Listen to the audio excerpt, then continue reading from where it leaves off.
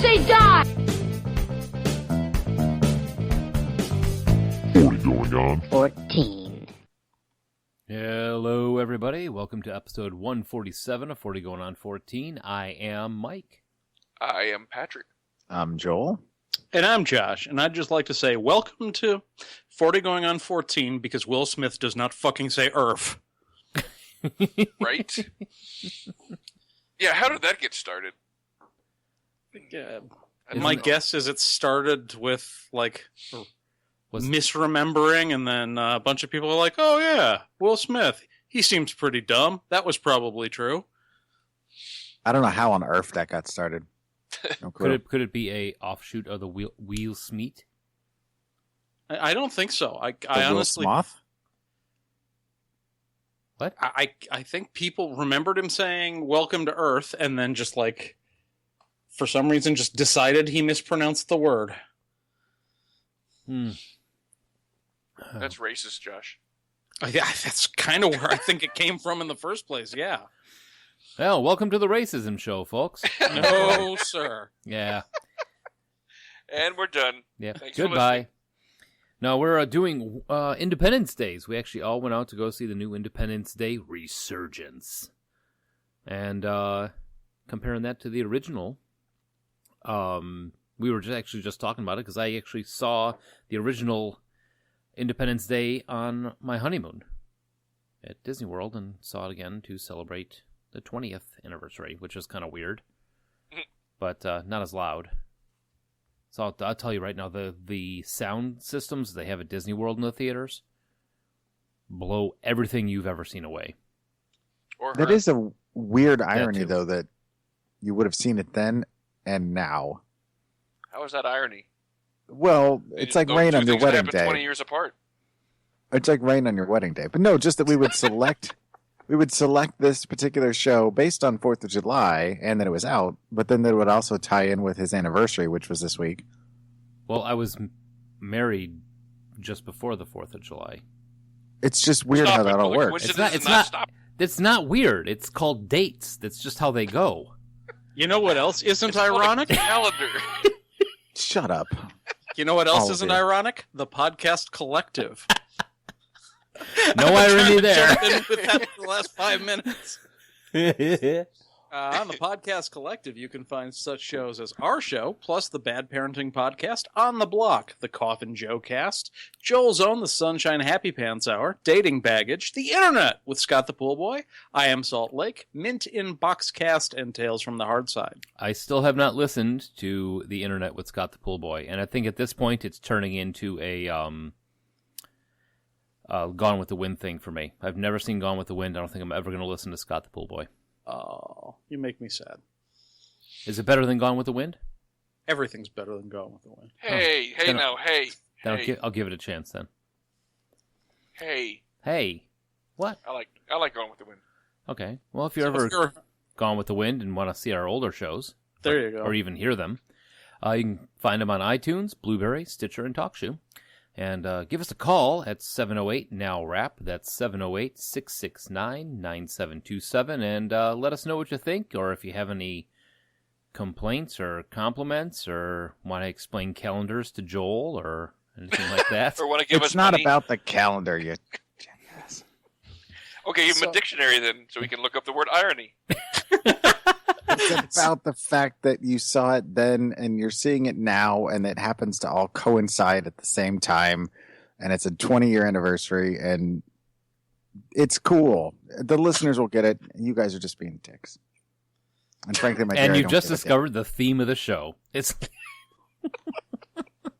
That's next week. that is all right. Wait, hey, We missed Geek Life Radio. did we? Yeah. Saturdays at noon. Saturdays at noon when you're talking about the Dick Show. Whoa. Isn't that what Joel just said? We're doing that. Next week. Yeah. I'll take your silence as consent. No, I was just Saturdays thinking about all at the noon. homework I have to do now. That usually does. This is going to be a busy week. All right, so Well, let's get to our voicemail. let's do that. Let's do that. Hey, fuckers. It's It's none of them lost. I did enjoy the Google transcript of my latest set of voicemails, but yeah, it kind of glossed over some things. I did mention how, oh fuck it. Doesn't matter. Let's not ruin a good bit. I'm listening to your Cameron Diaz show. Uh-oh. And, yeah, it's the thing, right? 'Cause everybody loves Cameron Diaz. For fucking what? Hey, she was hot in the fucking mask. After that, the fuck cares? The horrible fucking actress. And, yeah, no, admittedly, I've seen a lot of the movies that she's been in, and they all could be vastly improved upon if they just put anybody else into a lot of those roles. Yeah, fuck you, asshole. I digest. Things have been pretty rough for me. He's going feeding through sea lions. with some personal shit. Life-changing events.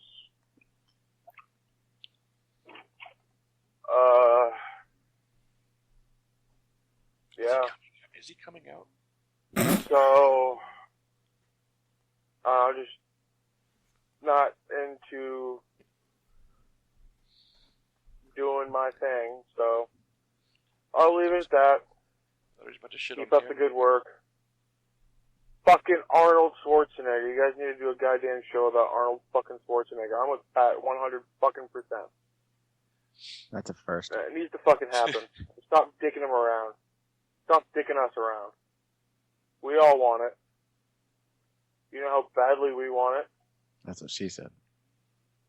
That's what he said. Damn. Anyway. Yeah, I'm shutting up now. Bust the fucking front. I think we just got like a 2 a.m. drunk dial. That got dark at the end. I feel bad for him. I see what's going on. The hell? I hope I you're feel like we just got a text, like, you awake? Yeah. I don't know what to make of that. So I guess it's about that time? I'm just going to say I am officially not going to go on record as agreeing with him about the Arnold show, but I think we should do one. Ah! But I'm not officially going on record as saying that. I'm just agreeing with a listener. You know what Thank you happens very- when you make a suggestion? Oh, Push no, it another no. 100 shows. No! Damn it. I'm not agreeing. I'm just pointing out a listener that said something. It's only half credit. We'll only push it 50 shows. I think he's re-agreeing with the listener. God damn it. Oh, it's about that time.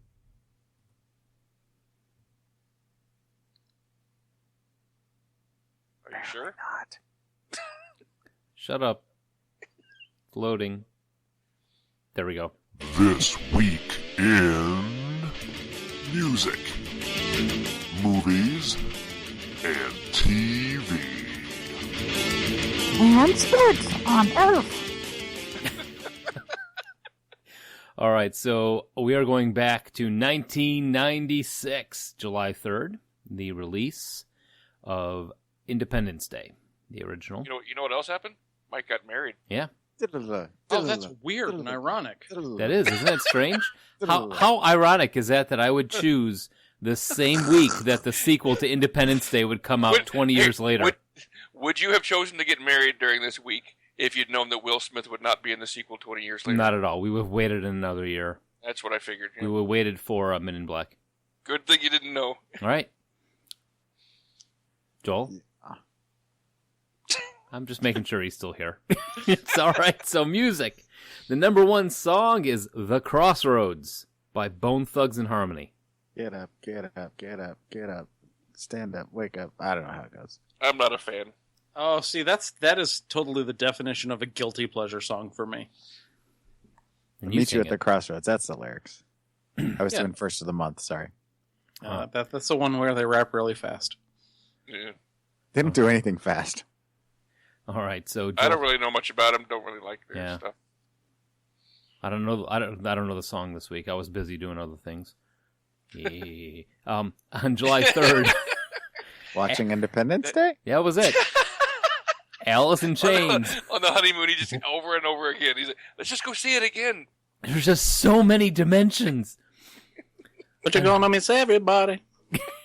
On July 3rd, Alice in Chains performs their last concert with lead singer Lane Staley in Kansas City, Missouri, while touring with Kiss in the Almost Metal concert.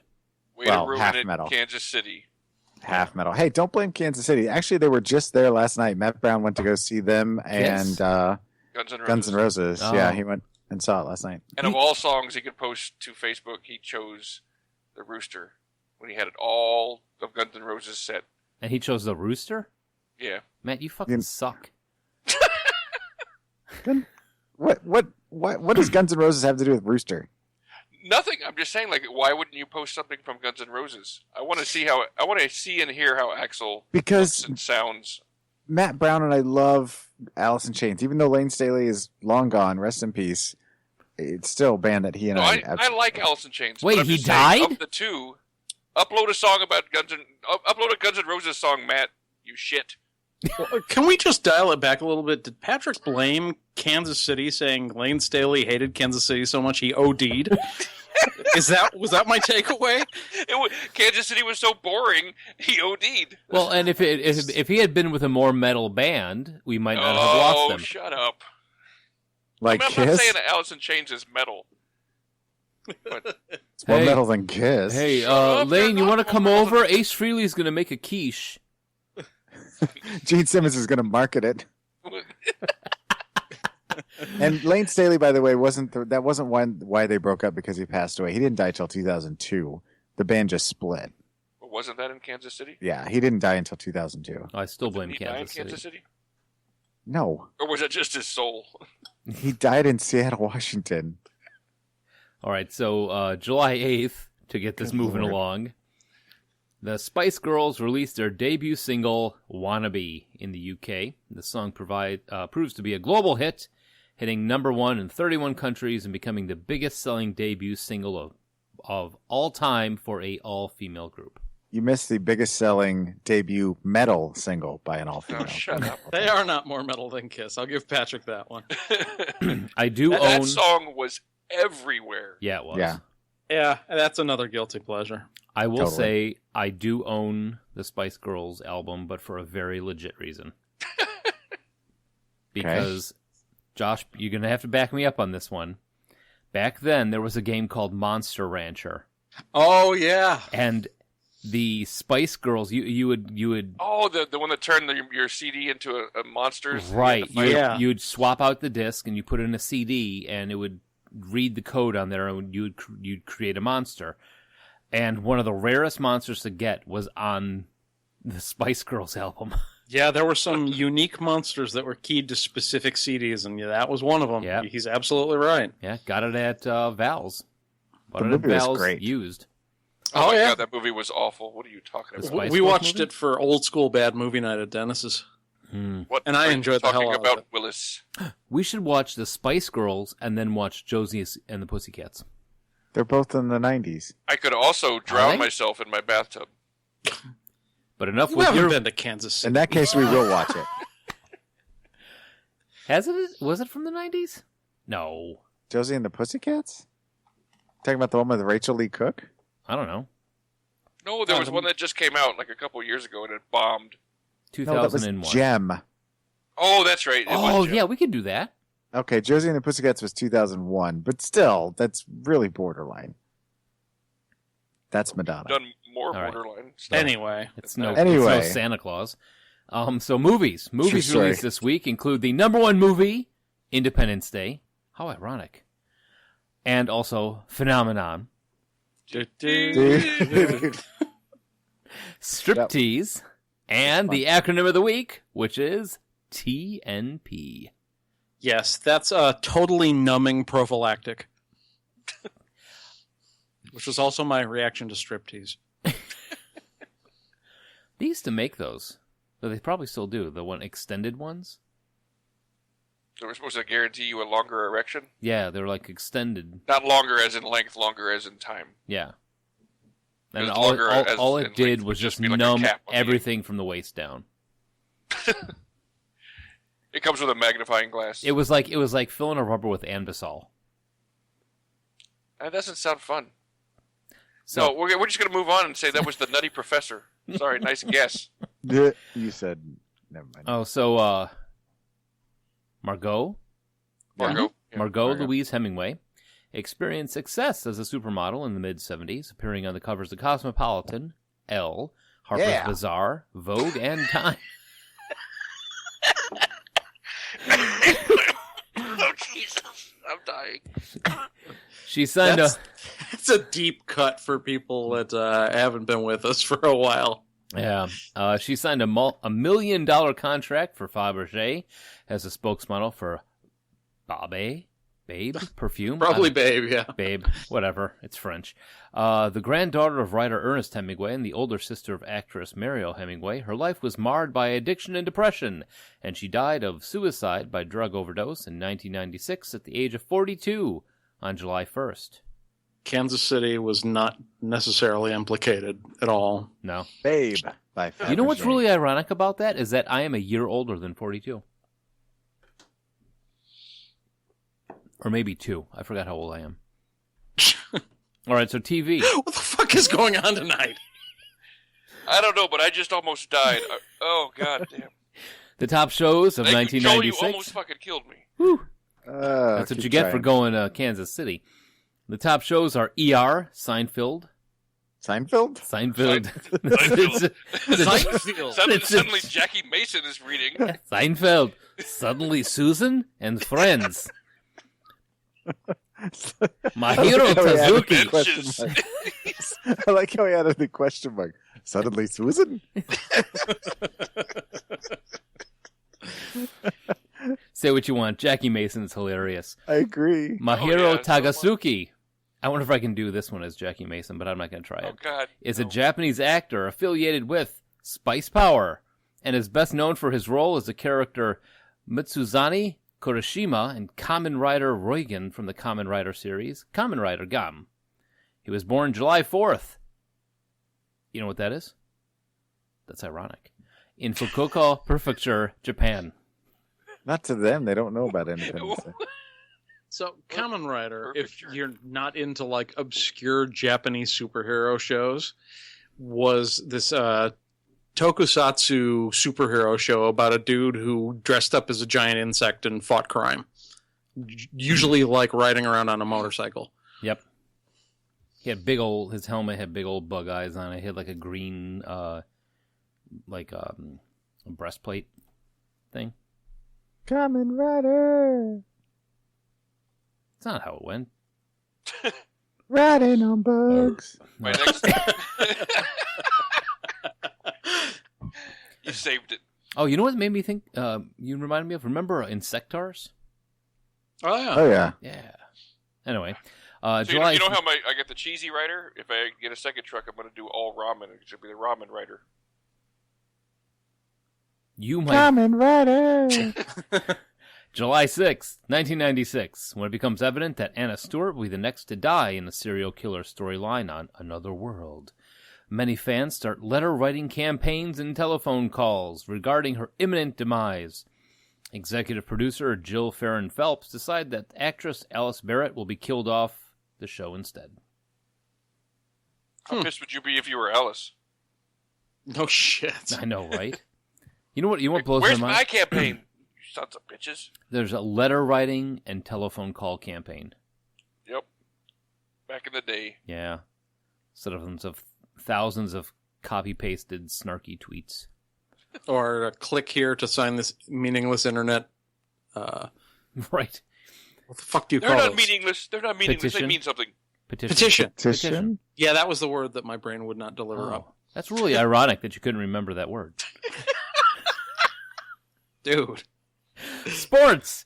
On July 8th, Martina Hingis becomes the youngest person in history, age 15 and 282 days, to win at Wimbledon in the ladies' doubles event. 15. That's Jesus. crazy. Yep. Yeah, Hingis was big news back in tennis then. Yep. She was, I think, still the third youngest ever to win the Wimbledon singles. And before his acting career, July 1st, 1996, Kevin James became the first-class cricket I'm imagining Kevin James playing cricket.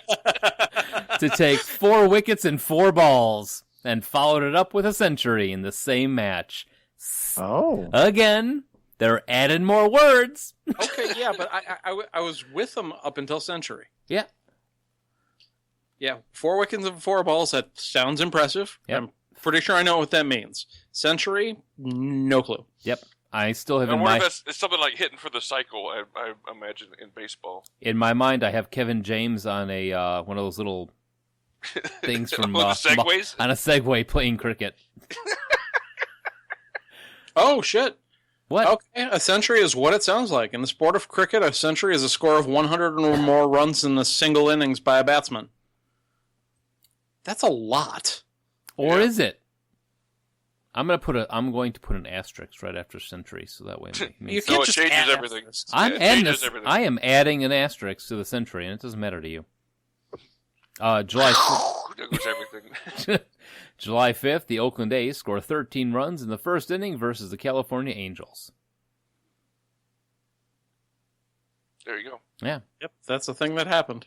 Princess Cathedral. Now, the New York Yankees, John John Wetland ties Lee Smith's record of 19 consecutive saves on his way to a then record 24 consecutive saves. And miscellaneous, Dolly the sheep, the world's first ever 100% clone, is born on July 5th and immediately exploded as the scientists clicked her too much. Meh. Ram you. All right.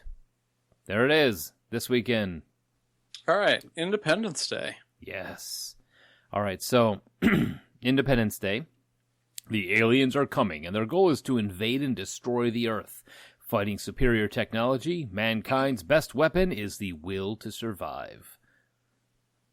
And a nuclear bomb. Let's And- not My forget will No, to survive. and Randy Will Quaid. Smith.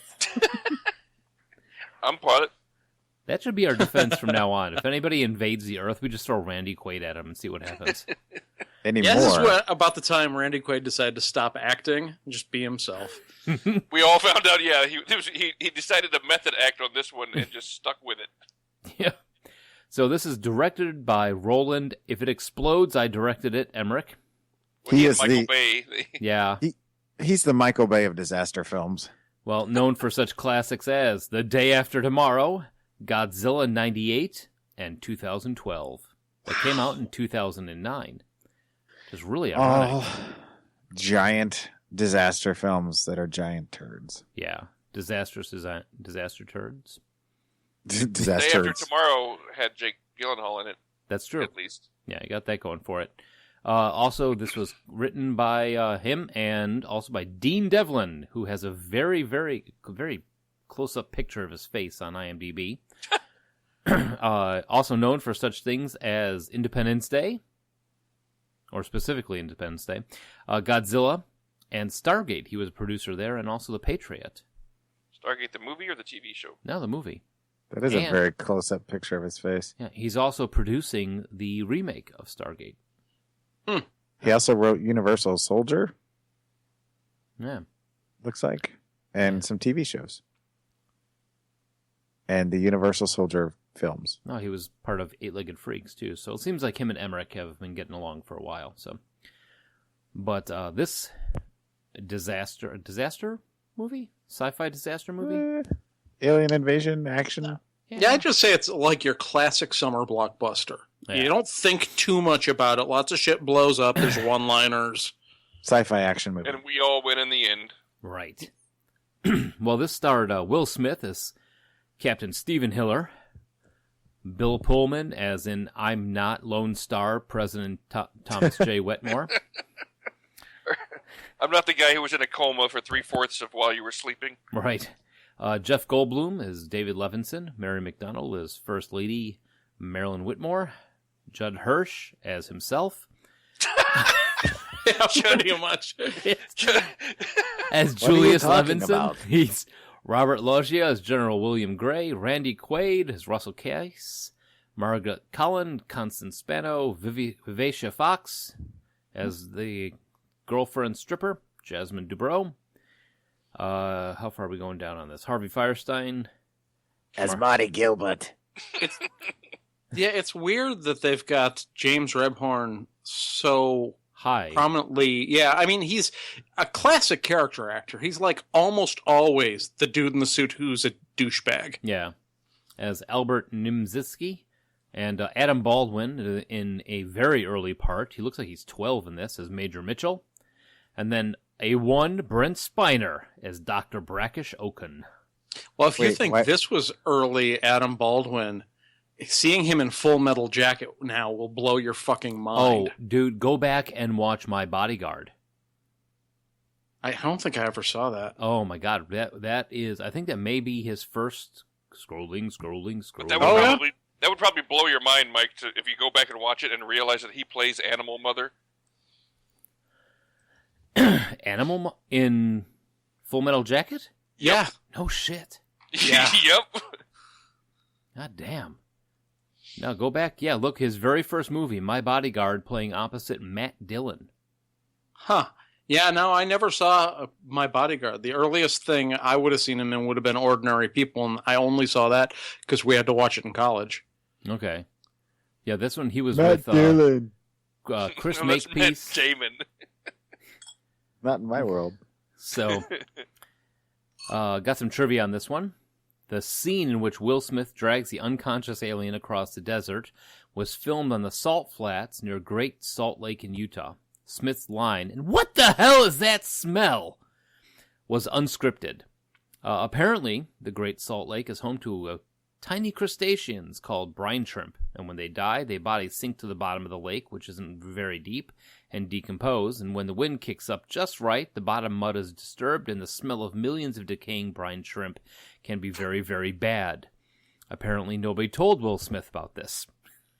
Yeah, They're if you also guys... known as Sea monkeys. Yeah, I was going to say, if you want to know what decaying brine shrimp smell like, if you ever screwed up sea monkeys as a child and then opened that little case they came in, yeah. So what Josh means to say is if you ever owned sea monkeys as a kid. Yeah, because you screwed it up. Yeah. No one ever successfully raised brine shrimp for like 3 generations. I just sprinkled them on cocktail sauce and ate them. Never mind. No, I'll just keep moving. Yeah, don't- Just keep moving. The president's speech was filmed on the 6th of August, 1995, in front of an old airplane hangar.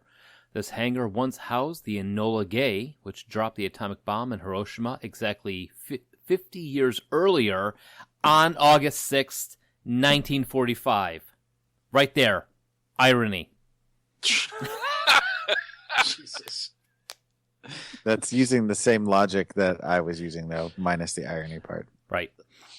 Jeff Goldblum also uses one of his lines from Jurassic Park in Must Go Faster, Must Go Faster. The character of President Whitmore was originally intended to be a Richard Nixon-like figure.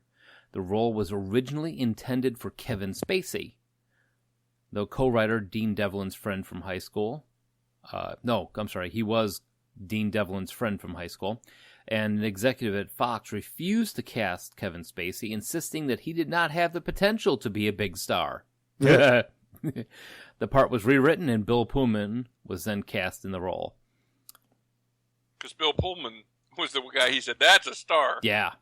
The Internet with Bill Pullman. What's that TV show that Kevin Spacey, the government one right now?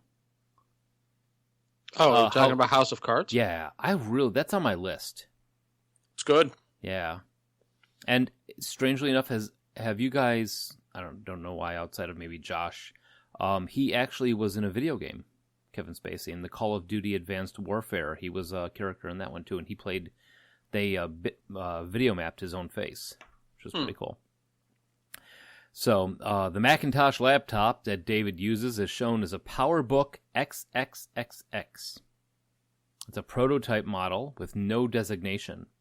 Despite this, clips from the film showing the laptop with its prominent Apple logo were used in a series of PowerBook advertisements at the time, and the slogan was, "What kind of laptop would you choose to save the world?" Not that one. Yeah. Probably something with more than one mouse button. So yeah, there's some trivia from there. Now, to the movie. How many of us actually saw this at the theater? I know I did. I did, yeah. I'm raising my hand, but that doesn't do I anything. might have. I don't remember. You don't- I might have. What? I mean, this was like the biggest movie at the time of its time. Well, there Like, was a if you- lot of advertisement leading up to it. Yeah. This is one of the first ever really big summer blockbusters that kind of started the trend. Yep. Mm-hmm. Yeah, it really did.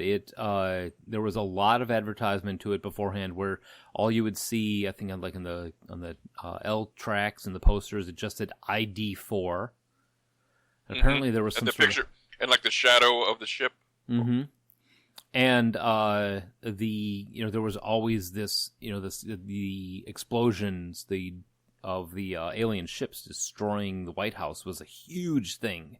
Yeah. Oh, yeah. When it came out, everyone was just like aghast that you wouldn't just even have the White House get destroyed. When that happened during the actual movie, yeah, the whole audience was like, "Whoa!" Yeah. Well, and you know what? This is also one of the few movies. This is at the tail end of good, solid practical effects.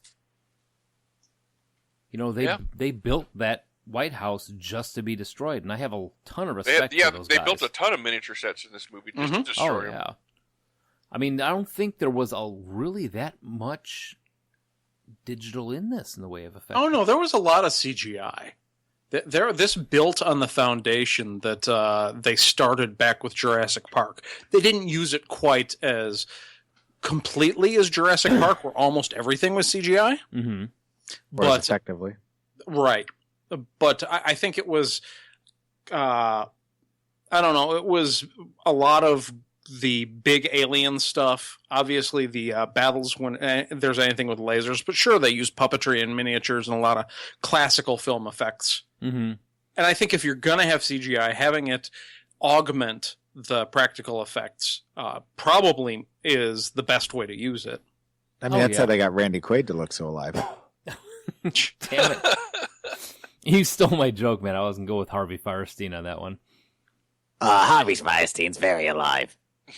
So, but no, the whole plot of the movie, this satellites start disappearing. We're getting a strange repeating signal from outer space. And the opening scene I thought was actually pretty impressive, with the shadow crossing over the moon and causing enough vibration to have the footprints of the astronauts get vibrated out. Yeah, it's very symbolic. Excuse me, dying. But no, so Joel, you don't remember if you saw it in the theater? I might have, but I don't know for sure. Like, it wasn't like oh yeah, I saw that in the theater. I saw a lot of movies, so I could have. More than likely, you saw it in the theater. Yeah, I'm gonna go with you. Probably saw it in the theater. So the plot wise, aliens attack the Earth. These ships come down through this fiery cloud, which I thought was really cool. That whole effect was really neat. Yep. And start to hover above different landmarks across the globe, the White House to the Eiffel Tower, Moscow. Yeah, basically all of the largest cities in all the countries of the world. Right. So they're capitals and like big cities. Yep. So there's a large group of people decide time to skip town, and a smaller group of people decide to get up on top of the buildings and hold up signs and say, "Welcome to town." Take us away. Yeah. I hope they bring back Elvis. That was. Oh, that. How did that stripper get all the way to the top of that building? She knows how to climb a pole. Metaphorically and literally. So, the aliens then surprise us by destroying everything. Yeah, with a very effective, massive, awesomely deadly weapon that just levels everything with fire and heat. And And the only reason they don't get the president is because Jeff Goldblum, who is working for a cable station, despite being a brilliant engineer, finds the signal that he realizes they're using the television satellites to coordinate a countdown so that they can attack all at once. And he's like, he basically doesn't even really care about saving the president, but his ex-wife is on the presidential staff, and he wants to make sure she gets out. Right. So he goes and he gets his dad, played by an amazing Judd Hirsch. Played by Dewey McJewerson. I'm driving. They can pass. So he goes out to the White House. That's actually one of the, I think, Judd Hirsch, again, well, even we'll talk about that later, but he is fantastic in every scene that he's in. Yes, he steals every scene he's in, absolutely. Yeah. At least in the first movie, yes. Oh, We'll spoilers. get to what we're I'm gonna have talking words about. later on. Nope. You'll It's like, agree with me. I wish I had known I had been in the White House. I look like a Meshuggah. So they go in to get Constance, Jeff Goldblum's ex-wife, to get her out of there, and manage to escape the destruction of the White House by a mere 10 seconds. As, again, another one of the really cool effects is the Air Force One taking off with the wall of fire right behind it. Yes. And then the whole conversation with Julius and David, the Jeff Goldblum and Judd Hirsch. Yeah, I don't get airsick. You could go left, it could go right, it could go up, it could go down. So Jeff Goldblum convinces them that, one, nuking them is a bad idea, and two, Judd Hirsch actually kind of saves the planet by saying, well, you knew about this, to who I forgot the actor's name, James Rebhorn, Albert Nimsky, who is the security? Yeah, you National skipped Security? a minor bit. Oh, what did I Secretary of Defense is what Secretary of you're thinking Defense. That's the word. There's the incredibly ineffective first strike counterattack where Will Smith and his squadron, the Black Knights, go after the ship. Now, what about the poor guys in the helicopter trying to send the The light welcome message? wagon. yeah, right. the welcome wagon kicks. Yeah, I forgot about the welcome wagon. They try to Well, and do... we see the death of the relentlessly annoying Harry Connick Jr., who was like, finally, the aliens did something right. They killed that fucking character. Oh, he's not... Okay, his character, not the actor. No, not the actor. I Okay. actually liked him in everything else, and I was shocked because I didn't remember him being this bad until we just rewatched it. He was too over the top schlocky. Yeah. Yeah, I was Yeah. just like, holy shit, please, aliens, just fucking kill this dude. Yeah, he was pretty bad in this. I mean, he was, like you said, he was so chewing up the scenery every single time he was on there. Much better in, what's the one about the Enola Gay? Memphis Belle. Oh, we're going to talk about Copycat again. Oh, Copycat too. Yeah, no. I was thinking because he was flying. I was thinking about airplanes. Oh, His float. pilot name should have been Gander. See what I did there? Because Goose from Top Gun. Gander. That joke makes me want to go to Kansas City. So, also, in the meantime, things I've skipped over, Will Smith realizes that he's going to be called in, and a slightly, honestly, Vivacia Fox as his girlfriend. Vivica. Vivica A. Fox, yeah. Her, anyway. So Jasmine, I can say that. So Vivacia. Jasmine is upset that he has to go back onto duty because they're being invaded by aliens. Yeah, that was a little forced. Yeah. Just tell him you have the weekend off. You know what? Try to be rational. It's just, I think there's a clause in there somewhere. Don't be a stereotype. I think Right. you fell off the pole one too many times. Ooh. So anyway, so... Literally and metaphorically. So he takes off to go fight the aliens, and she leaves town Pew, pew, pew. as the aliens destroy DC, and she manages to be the only person to avoid the flaming death. All you gotta do is go like 3 feet to the left. Who knew? Right. Her kid, and the dog who outruns the fireball at the last possible second because fire can't travel through a doorway. Mm-hmm. Yeah, let's pinpoint the science here that an open door in a tunnel where it's the flames are shooting down, Well, flame is like a vampire. You have to invite it in. eating all of the oxygen, and just traveling in any open space. Yeah, she didn't even attempt to shut the door because the dog was too busy leaping for his life. Right. Now, And my that's I thing got just news one for of you. many. I love my dog, but that dog. If my dog is that dog, my dog's dead. That's just one of many times where the movie just was like, what? Well, my first one was, can she really kick down that door? But then I'm like, well, she hangs from a pole. Yeah, but She she's got probably chicken has legs. some strong thighs. Literally, It's and already metaphor. been established that she has chicken legs. She can't kick that door down. You guys are turning into comic book store guy. Are we to believe this is some sort of magic door? I hope someone was fired for that oversight. Worst door kicking open ever. So anyway, Don't you knock my kicking holes in this script. So there was a script? Okay, plan.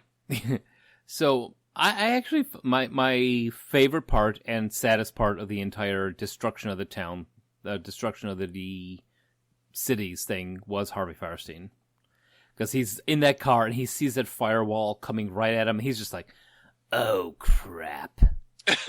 Just like, And that's minus the accent. That's pretty much how I would react because I'm like, why run at this point? yeah, what am I I gonna do? don't want to die sweaty. Yeah, I don't want to exert myself in my last moments. Hmm So I they want to go out like I lived. Sweaty. No, not sweaty. Just sitting there doing nothing. Sweaty. Rapping? So in the meantime, we're So introduced. as the fireball's coming towards me, I'm just going to unzip, I guess, because I'm like, I'm going to die like I lived. Fapping? With no Yes. pants. And sweaty. Hello, pants. In the meantime, we're also introduced to Randy Quaid, who is a crop duster, who dusts the wrong crops. Because he's a drunk. 'cause he's a And drunk. claims he's been abducted by aliens, but no one believes him. Because he's a drunk. So, in the They meantime... don't believe him until the aliens come, and then Right. suddenly they're sympathetic. Yeah, so like he may have been onto something there. But he is the standard drunken pilot stereotype. He has three kids, one of which is sick with something that he needs medicine for. They never said what he had, did they? AIDS. No, they tried to put these kids forward as characters, but it was like they forgot to develop them. I think he had a case of the plot device. Yeah. Yeah. AIDS. And what's with the Stick 'em daughter? Holy crap! What a little slut. Whoa. Well, where do you think the AIDS came from? Plot device. No, the one daughter is like when she's talking to that kid and as they're being attacked at the end, she's like, "I don't want to die a virgin." Well, no, she didn't say the that. boy said that. He was Yeah. trying to talk her. No. She said that to the kid at the end. Huh? She What? did. I just watched this hours ago. I think you watched a different movie. Because that did not happen. Someone Yeah, and- back me up on this. The girl. And even if she did, that doesn't make her a slut. I don't want to die a virgin, and then I'm the not one helping. the one kid says, "Don't worry, we'll die virgins together." You did not see that part. What are you No, talking dude, I about? just saw this movie. Oh Yeah, my what are you god! talking about? That's- Someone back me up on this. I know I saw that. I wrote this note down. I think he was watching Day After Tomorrow. Oh god, that would be so ironic. Don't you think? I do. Aliens attack. We are at our last. Wait, did I miss anything? Aliens attack more. Were you watching the porn version of this movie? Maybe I was watching that. We do have Will Smith being the sole survivor of his squadron and actually knocking out the alien right before he doesn't say, "Welcome to Earth." With one Yep. punch. Yeah, through the bio armor, knocked the thing out. Right. Yeah, but it's only important because he's dragging it towards Area 51 as the redneck Winnebago squad is driving towards Area 51. I would watch that I was reality just show. thinking that sounds like a great anime. Redneck Winnebago Squad, go! Assemble! Ding, ding, ding, ding, ding, ding. They form a giant robot that has like a beer belly and plays a banjo. And his weapon is a banjo. Or not, apparently. Yeah, so they head towards Area 51, which, here's my question. Were they on the coast? Where were they when they started this fight? When Will Smith started fighting against them? They were above the Grand Canyon. No, what town? They were above L.A., They were in weren't they? L.A., yeah. Okay. So they were heading east. That makes sense. I mean, Nevada is right there. Okay. So how far did he go? Apparently almost to New Mexico. And then he crash landed somewhere in the Badlands. I'm just punching more holes in this. I'm trying to figure it out. Yeah, it's weird that they just decided, well, Nevada, New Mexico, they're all deserts. It's all pretty much the same. What the hell? It says it would take 29 hours to drive there? Almost 2,000. No, what is that? Okay, so that's interesting. I typed that in Los Angeles to Area 51, and it gave us Los Angeles to Area 51 Tattoo in Chicago. Ooh. Not the same thing. Oh, it's on North William Street, in case you're looking for it. So anyway. But yeah, they drive, they fly across a state and a half to get to Area 51, crash the ship. He's dragging across the salt flats, comes across the Banjo Squad. Actually, one of the cooler scenes of the movie where they pull up and they're like, "You can't come in." And he flips I thought back. that was actually kind of dumb. Really? Yeah. Oh. I mean, okay, I can maybe understand you can do that for the truck that has the body in it. You're not going to let in 100 RVs because, they're like, oh, every single one of these people in these RVs is essential to this alien. Okay, I got your answer, Mike. Okay. I'm with that guy. It is 100 miles almost exactly from Los Angeles to Edwards Air Force Base, which is where Area 51 is supposed to be. Okay. And So, I believe that they could fly that. yeah. So, okay. Yeah, so absolutely. that's plausible that they would be able to make that flight. No problem. Got it. Okay, cool. I'm But good. not letting all the Winnebagos into Area 51 just because they have one alien, I do not buy. Yeah, that's a little weird. I mean, it was just two guys there, basically. The chain of command's a little rough because the Joint Chiefs are all dead. Like, everybody in the presidential line of succession except the president himself has been killed. Hey, Pat, isn't that the name of your rap group? The Joint Chiefs? I see what you did there. You get a Joel sticker, right? You made me laugh. Oh, that's All ironic. So, woo! Now you get two. Oh, Jesus. So then they get into Area 51 where they meet one Brent Spiner who plays Dr. Oaken. Yes. Oh, I love love that Brent character. Spider. Who this is quite possibly what made the movie for me. Sure. Yeah, he was awesome. Babyface Jane Cobb. Adam Baldwin is Major Mitchell. Mm-hmm. All of them in there. They're all in this top secret base, and he's just excited as all get out that they would have anybody come visit them. He wants to show They off. don't let us out much. Yeah. So Brent Spiner, Dr. Oaken, shows them that they have actually an alien captured down in... You want to see one? They got like 3 or 4 of them down there. Well, they had the dead ones, but they also had the one live one. Which he would be Not like until the us. Caravan got there. Because he's excited about the whole thing that they're, having this contact and he's nerding out hardcore. Right, because it hasn't quite connected with him in his hole in the ground that thousands or millions of people have just died. I Right. don't think it ever connects with him. Well, maybe in the second one. I don't know that it connects with a lot of people, especially the screenwriters. So then they find out that, holy crap, there actually have been aliens since 1950. And they've been using their technology and trying to figure out their technology for a long time. I thought the competition between Dr. Oaken and Jeff Goldblum, David Levinson, was really funny. Yep. The two of them interacting with each other was great. then the brains start thinking, and Jeff Goldblum comes up with an idea after more and more people are being destroyed out there. They come up with the idea that they are going to give the mothership a virus on a Mac. Yeah. I mean, that was the one big plot hole that everyone was just like, come on. That's the point of having a Mac.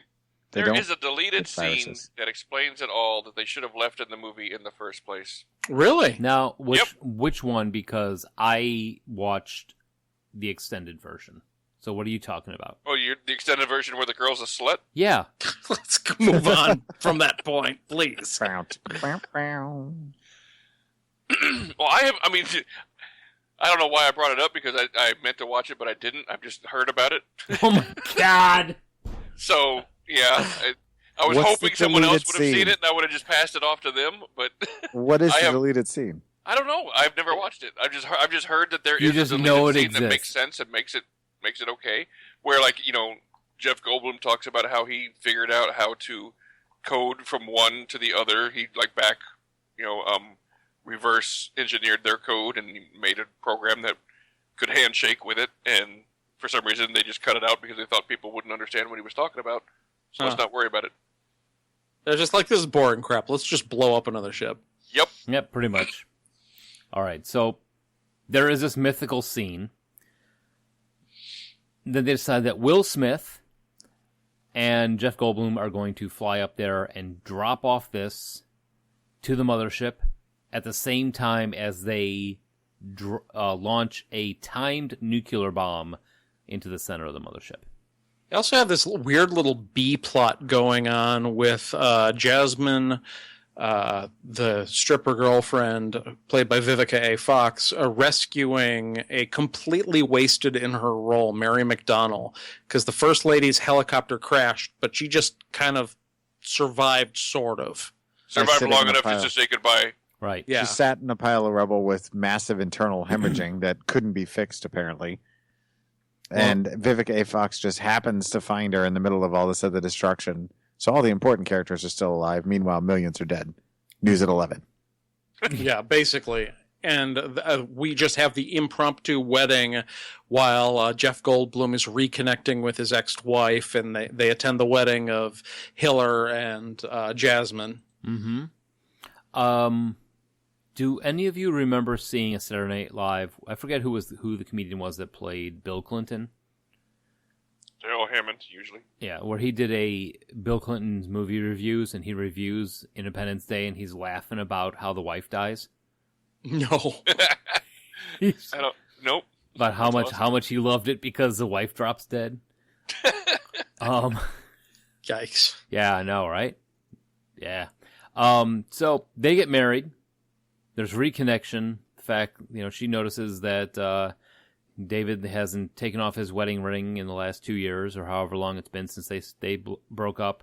4 years. It's been 4 years, David. You take the wedding ring off already. In the meantime, Randy Quaid and his clan have showed up there, and I'm pilot. I'm a Shit is pilot. full. I I'm love black. that. They put together a ragtag bunch of untrained pilots to plow head first. Hooligans and ne'er-do-wells. Right. I don't know who Kids. the really tall guy with the beard. I liked him. Oh, yeah, the redneck guy. Yeah, the guy who he looked like the bassist from Lynyrd Skynyrd. Shitter's full. Yeah. Except the difference is he could survive a plane crash. Wow. Brutal. The weird thing is the redneck guy, you almost never see him anywhere near a plane. They just accepted him into the command structure because he's just always walking around with the brass for the rest of the movie. You look cool. Yeah, tell He's- MacGyver. Come He's here. this universe's version of Wedge Antilles. So their objective is that they're going to go up, virus the mothership, which will take down the shields. I don't know how they assume that they're hitting the mothership will take down the shields of all the ships at the same time. Hive mind. Right. That's it. take down the shields, and then they'll be able to attack the ships and finally take them down. Yeah, because even the nukes weren't effective so long as the shields were up. So long as they could infect the mothership and shut down all the shields at once, they could get all of the forces of the world to throw rocks or whatever, missiles, kill the ships. Mm-hmm. So, send unkind thoughts. yeah, it's a really half-assed plan at this point. right. It's a Hail Mary. So Will Smith and Jeff Goldblum fly up there. Wait. Don't forget the impassioned speech of Bill Pullman. Oh, yeah. Bill Pullman gives... And actually, you know what? That is a really good scene. Yeah, that one still holds up. Yeah. The only complaint I have against it is at the very end he should have said it will be the world's Independence Day. Because it's already our Independence Day. That's fair. The way he builds it up, he's like saying we're no longer going to be individual nations. We're going to be a world, and this will be our Independence Day. Well, you should have said the world's Independence Day. Already our Independence Day. Worst presidential speech ever. I would like them to address this in the commentary. Thank you. So the speech is given, and for what's going on, in the grand scheme of things, it's pretty good.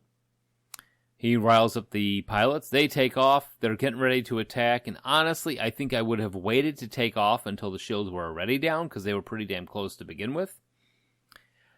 They take off, fire the missiles. Those planes are pretty fast, as we've already seen. Right. And they take off in an alien ship that was the one that crashed in Roswell. Yeah. Oh, that's true. Good point. True. And the aliens do not go, God damn, that's like a 20-year-old ship. Right. Because apparently they haven't upgraded anything since the 50s. Well, the notification comes up. You hit ask me later. Oh, Time yeah. passes. Yeah. If it ain't broke, block, schnook. This ship is 50 years old. Do you want to accept it? Yeah, sure, fine, whatever. I got stuff going on. Well, their code is a little old, but I was allowed to have to let them pass. I've got to go watch something on youth porn. What? It's my alien talk. You Why is sound your like a alien Jewish young one? asthmatic. Yuck, porn. What are you trying to say about the Jews? Oh my god. Nothing. So, Anti-Semite? no. I'm not an anti-Dentite. In the meantime, everyone's holing up down at the bottom of Area 51. Not Harvey Firestein. Judd Hirsch is saying, having whatever with everybody. Because for some reason, I don't know where he got it from. Jeff Goldblum has his yarmulke and his Torah with him, too. Baruch Well, it doesn't necessarily have to be- Adonai. It doesn't have to be his. It's one size fits all. Where do you find a yarmulke and that at an Area 51? I don't think they In have the that. chapel? The Area 51 chapel and gift shop? Get 2 for 1 on yarmulkes. Point I saw the taken. deal on youth porn. Point taken. I'm moving on. All right. So they're up in space trying to drop off this virus, which apparently the aliens use Max, which is why you should never trust John Farm. Inside joke. Yeah, sorry. And they get locked into place. They get put in the parking spot, and they get the boot. I guess the alien version of the boot. Yeah. You got unpaid parking tickets. So they're trying to escape. They get the virus uploaded. In the meantime, down on planet Earth, they're attacking. The shields are not down. They're just about ready to say, it's not going to work, turn back. Bill Pullman, who has decided, President Thomas J. Whitmore, decides to get in the plane with him and says, I'm going to give it one more shot. Why did he turn into Johnny Carson? I don't know why I turned... Yeah, because the shields hadn't been brought down because they wasted that extra processing power on having the virus make a little laughing skull. Ha, ha, ha, ha, ha. While it's animating, the shields are still up, apparently. Yeah. So after the animated skull finishes loading, the shields come down. They discover that it actually gets through, and then they use Morse code to communicate across the world to coordinate the attacks. Mm-hmm. Which I thought was actually pretty cool. Yeah, I mean, their attacks look cool. There's a lot of explosions, but it doesn't really do anything until they're all out of missiles. And Randy Quaid is the only guy who's got a missile left. Yep. And he's all ready to launch it. Unfortunately, it doesn't cut loose. It won't release. And that's the thing, is if it had released, the whole world would have been destroyed. Right. Because they didn't know at this point that really the only way to destroy those ships is to ram a missile straight up where the big beam shoots down. Right up the pooper. Yeah, basically. Alien pooper. It's So like he when you gotta really take a sacrifices- big pee and somebody sticks their finger in your urethra and just everything plugs up and you blow up. So he what? Yeah, everybody knows about that. Let's just move on without any further discussion. So he sacrifices himself to save the world, basically. How big is your urethra? No Before further or discussion. after. No Pets further. pets into sounding. Leave him alone. So So from like this point, it pretty much wraps itself up pretty quickly. It's like, okay, we know how to beat them. They have no shields. Boom, boom. Let's make sure that our last two heroes actually get off the mothership. right. And across the world on Morse code, they're like, if you have a drunk pilot, fly him into the Launch ship. him right up the pooper. Aim for the urethra. So one by one, all the ships go down across the world, or do they? And yeah, no. But Foreshadowing. yeah, then we cut back to Will Smith and Jeff Goldblum, who are still stuck in the mothership. So they do the only logical thing. They hit the launch the fucking nuke button while smoking cigars. Right. Well, because they figure if we're going to go out, might as well go out in style. And I think it's kind of funny that they're launched the missile, which is certainly going to kill us, and let's just sit here celebrating how good it was to be friends, knocks them loose of the boot, and they're like, oh, fuck, better stop the celebration and actually live. That I thought was actually, I like that part. Yeah. It's just like, crap, we're loose. Haul ass, and they Yeah, get it's out. like, I don't hear no fat lady. They managed to get out in time, and with a really cool chase scene with them between the ships and the Pew, pew, alien pew. ships inside the giant ship. And that's where the must go faster line goes. Yeah, must go faster. They break loose in the last second in the giant closing doors. Foreshadowing. And then bust out through there. Fly home to alien ships falling from the skies all over the place. Yep, and then they have the triumphant scene with the two of them walking out of the desert smoking cigars while the ex-wife and the brand new wife run towards them. Mm-hmm. And Go ahead. Well, the daughter of the president whose mother's just died is, Happy 4th of July. yeah, your mother's dead, but you're going to be saying that? Yeah. I don't- Are you scared? Yeah. Here's a question for you. How tall is Jeff Goldblum? Before or after 6'5", I Jurassic think. Park? He's 6'4". Yeah. Will Smith, 6'2". So, Randy Quaid, 6'7". Laying down.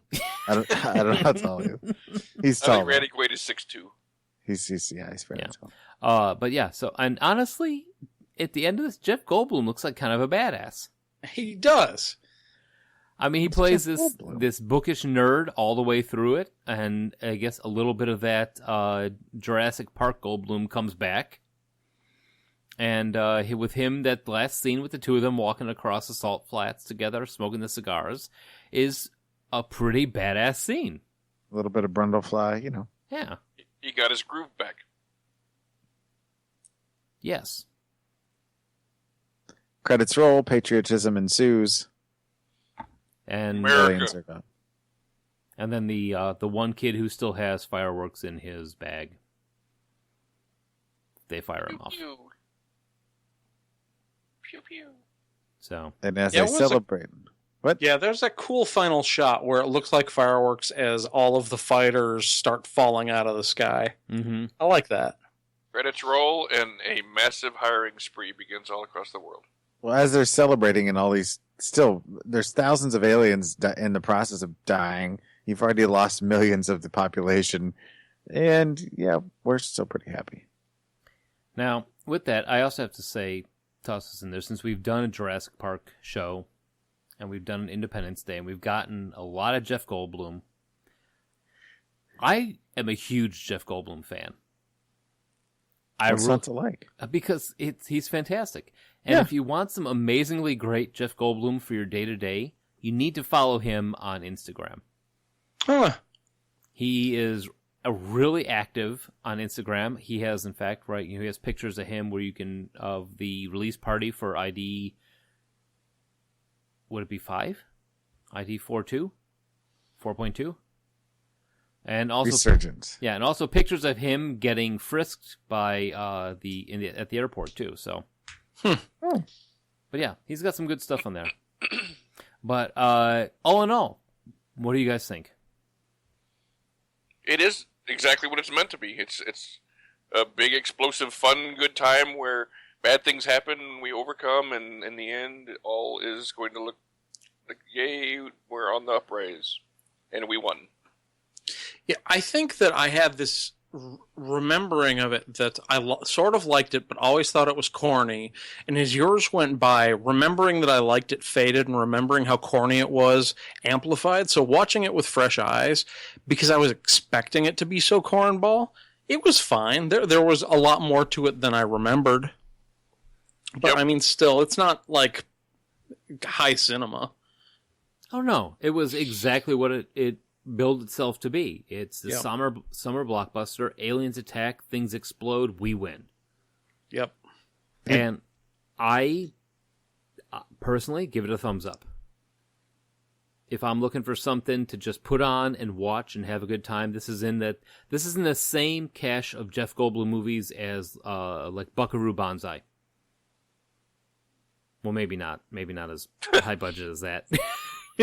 But no, it's a fun, just summer explosive movie. And I appreciate the fact that they killed off Mary McDonald's character. Why? She sucks. Dude. She sucks. We've What? had this discussion. She It's stinks. terrible. She can't act.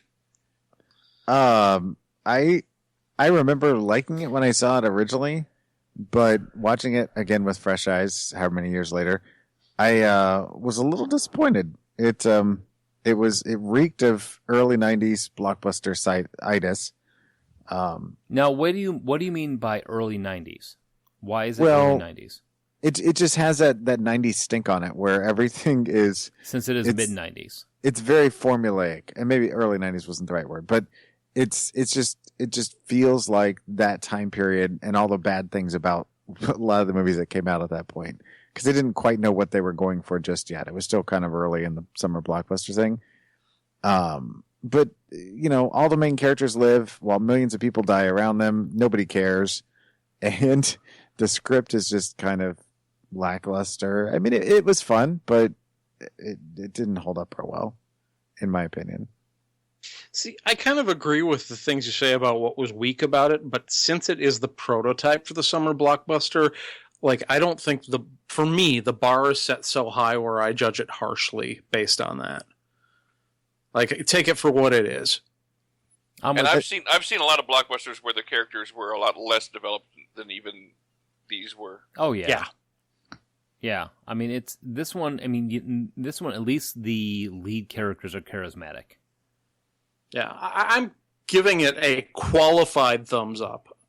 Like some of the actors were incredibly typecast. Judd Hirsch was Judd Hirsch. Harvey Fierstein was the same character he was in every single movie. Yeah. I don't think he's able to be anybody else. So. But I don't know. It was fine. It was entertaining. It was fun. Yeah.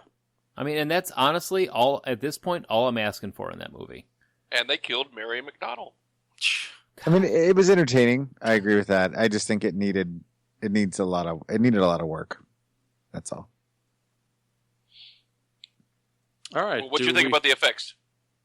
Did they hold up? Yeah, Oh, yeah. absolutely. I'd say so. The effects totally held up. Yeah, I for agree. sure. Even the aliens.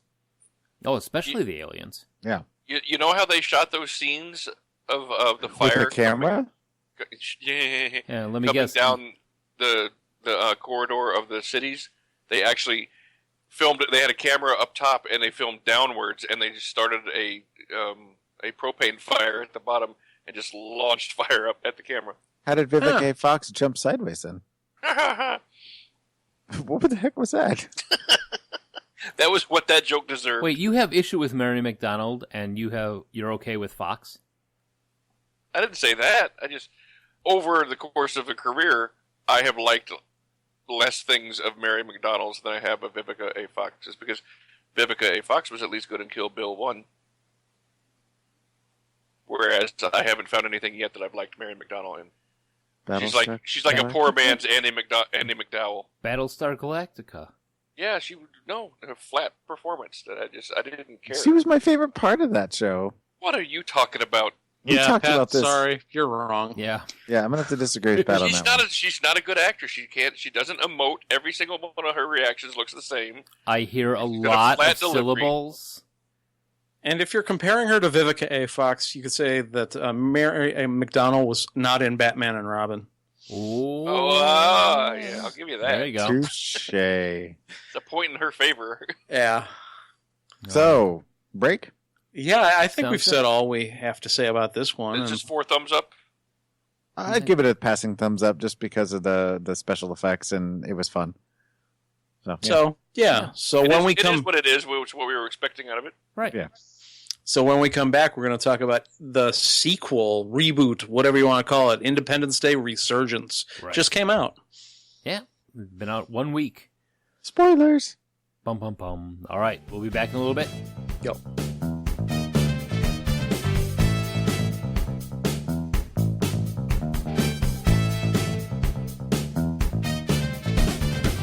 All right, everybody. We are back, and we're going to talk about Independence Day Resurgence. So, True. yes. So this is 20 years after we claimed victory over the original aliens who were invading us. We always knew they'd come back, Right. but we did nothing to prepare for it, other than build the same weapons they're used to. Well, not like we had a lot of choice. I mean, how much could we, I don't know, 20 years, how much could we do besides build gigantic televisions?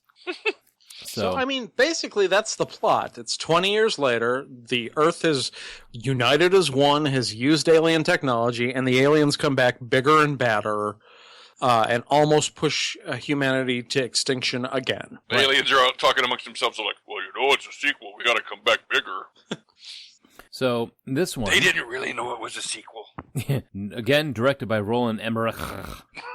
This one was written by committee. So instead of just Dean Devlin and old Roland doing this, we have a Nicholas Wright who, what did he do? He did something called End of the Line and had something to do with White House Down. Some other writers in there, James Wood. Not that James Wood. James Wood. You've got James Woods. Who's known for Source Code, Far Cry 3, and played Peanut. No, he's an actor. He played Aviator Glasses guy in Source Code, and played something called Peanut Father in Smurfs 2. Oh. No idea. No, I got nothing. Yeah, so he was one of the writers. Yeah, he's got 41 credits as an actor and 2 as a writer. Right. Roland Emmerich, obviously, and then James Vanderbilt, who is known for Spider-Man and Spider-Man 2, White House Down, and Zodiac. Which Spider-Mans? The 2012. The better ones. I still haven't seen those. Yeah, there you go. That's So, my review. meh. Well, this one stars Liam Hemsworth. The lesser of the Hemsworth brothers. Yeah. Known pretty much for Hunger Games. I don't think I would go the lesser. Dude, There's one other Thor. Hemsworth. Yeah, Okay, come but on. what about Luke? Yeah, he's probably the lesser of the lesser. he'd be the least. Okay, he's the okay. That was my mistake. Okay, I thought The greater, the lesser, and the least. this is just like Ahmed Baldwin, the least Right. of the Right. Baldwin brothers. Okay, so yeah, wait, I almost started reading Luke Hemsworth. So yes, known for the Hunger Games. Jeff Goldblum comes back as David Levinson. We have a Jesse T. Usher as Dylan Hiller, who is the He's a son. Yeah, Yes. technically the stepson. Yeah, the stepson of Will Smith, who was not in this movie because he was busy shooting. No, well, he died, but he in real life he was actually busy shooting Suicide Squad. Mhm. So, Wait, Will Smith is dead? Bill Pullman comes in playing a very good Randy Quaid at the beginning as President Whitmore. they like, Randy Quaid got a little too Randy Quaid-ish. We need somebody else to go nuts. He's not an American citizen anymore. Get somebody else. Right. So we have Maika Monroe coming back as the president's daughter from the first. No, not coming back. This was a huge controversy. No, oh, that's right. No. Mae Whitman, who Yeah. is an actress, Yep. still working, did not get the call to reprise her role, despite the fact that she, just like last year, was starring in a movie called The Duff. Right. I completely forgot about that. My mistake. I just saw her in Freaks of Nature over the weekend, which just came out this last year too. Yeah, Twitter erupted in a firestorm when it was released that she was not being recast. Nothing against Maika Monroe. She's in It Follows and The Guest. Like, I like her Oh, work, yeah. but I haven't seen It Follows yet. I think that should be on my list. So good. yeah, Joel and I like it. We disagree. Patrick is wrong. And you should also watch the other one Josh mentioned, The Guest, which is amazing. Yeah. So good. What about the kid that played Will Smith's stepson in the original? Does he still act? I don't know. Ross Bagley is his name, He would be terrible now. and his picture is of him when he was playing Buckwheat in The Little Rascals. Oh, wow. And he also did the voice. I think the last thing he did. Oh wow, no, I take that back. He was in No Malone in 2015. I don't know what the hell that is. So he's done nothing. Basically. Yeah, he's done a lot of TV and a lot of voices. What the hell is No Malone? Well, I mean, I guess Ah. the point is the reason why the conversation's not about him is he hasn't done anything showing he could carry a movie Right. where Mae Whitman has. Right, true. So yes. So this one not returning. It's Maika Monroe, who still, I think she did a great job. Yeah. You know. And after that, we've got Cella Ward as President Landford. I probably remember her most from The Fugitive. She's also in Gone Girl. Haven't seen it yet. No, I haven't either. I've heard good things about it though. Saw it in the It's theater. it's okay. Yeah. And then a not playing the bad guy, William Fichtner as General Adams. One of my very favorite character actors, Bill Fichtner. I like him too. I like you and I, we went to go see it together, Josh, and you did Yeah. make the comment that he always plays the dirty cop or the soldier that goes wrong or the guy who screws you over. The rules are if you're in a movie and he's one of the guys with you, just shoot him right away. 'cause he's You bad. gotta watch him. He's guaranteed to be a government agent, a soldier, a small town sheriff, something like that. And he's corrupt, whatever it is. Right. In this one, though, he plays a good, solid character as General Adams. Now, I had commented that I would have expected Adam Baldwin. I wanted to see Adam Baldwin as this character, but, maybe he was busy. Also, Judd Hirsch, who apparently has not aged at all No. in 20 years. They kept him in cryogenics for He this is movie. he is at level 100, and he is no longer. He's up there with Patrick Stewart. He's just And the late great Abe Vigoda. right. Who Is it time for the sequel? Who stayed 78 for 42 years. He's Now, Joel didn't like him in this, apparently. What? And I will concede that he was kind of the C-3PO of this movie. No, I didn't say I didn't like him. I'm saying he was outshined by another character who stole the movie from everybody. That's fair. Are you talking about a one Brett Spiner? Yes. Oh, About absolutely. Vivica A. Fox. Yes, that's exactly it. Her diving techniques were amazing. The decision to bring Brett Spiner's character back was the smartest decision this film made. Well, and That it's is- cool. I agree with that. Because you see Adam Baldwin check his pulse, and you assume that means he's dead. But they didn't actually say he's dead. Nope. Right? He checked his pulse. I guess he had one. Yep. And that was, Joel, I am completely with you on this, the best idea ever, because Brent Spiner eats up every scene he's in. Absolutely. I mean, anytime he was on screen in those really, really comfortable underwear that it looked like he was wearing. I want those. They look like they have a lot of like airflow. Like when he's talking about the Oaken laser, he's like, "What's that? I've never heard of it." Patrick Esprit as Secretary of Defense Tanner. Vivica Fox as the nosediving Jasmine Hiller.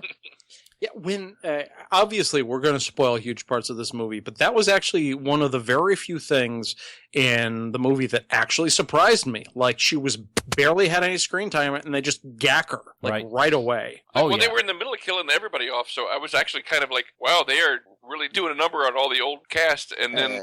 I think, and I'm not unhappy that he was in the rest of the movie, but I thought, just dramatic-wise, it would have been better if Judd Hirsch's character had died along with Vivica A. Fox's character, because that'd be like symbolically killing of the old and bringing in the new. Huh. But why would they be hanging out take together? on what would have made the movie better, but we'll get to that when we get to the plot. Right. So, and let me just say, the Vivica A. Fox part gives motivation to Dylan Hiller to step up and do what he did. So, there was a plot device. Which is barely anything throughout the movie. Right. Get back to that. Right?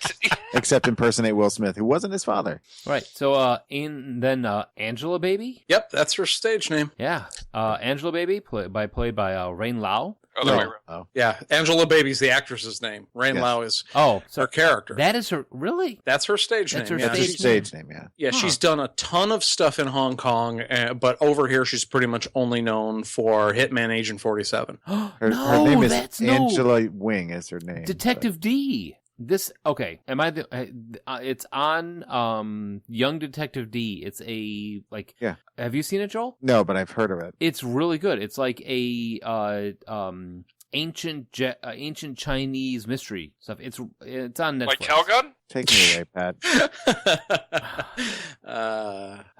So anyway, Charlotte Gainsborough is Catherine Marceau, and God, this is just brace yourself for this one. Deoba Oparai as pretty good. Dikembe Otumbo. Yeah, I mean he's Ubuntu. been around for a while. Oh yeah, He's in the background of a lot of stuff. He was in Moulin Rouge, Pirates of the Caribbean. Recently, he was in 2 seasons of Game of Thrones. Doom, Alien 3. Yeah. So he plays the machete-wielding warlord of Africa who comes along, and then one Nicholas Wright as Floyd Rosenberg. Oh, Floyd, what are you doing here? So, he's the guy. He was a completely unnecessary character. I will agree with you on that. Yeah, I mean, his obsession with Angela Baby's character was like standard summer blockbuster kind of thing. You knew that once they did that, they were going to have to pay that off. No. This was the guy that was following around.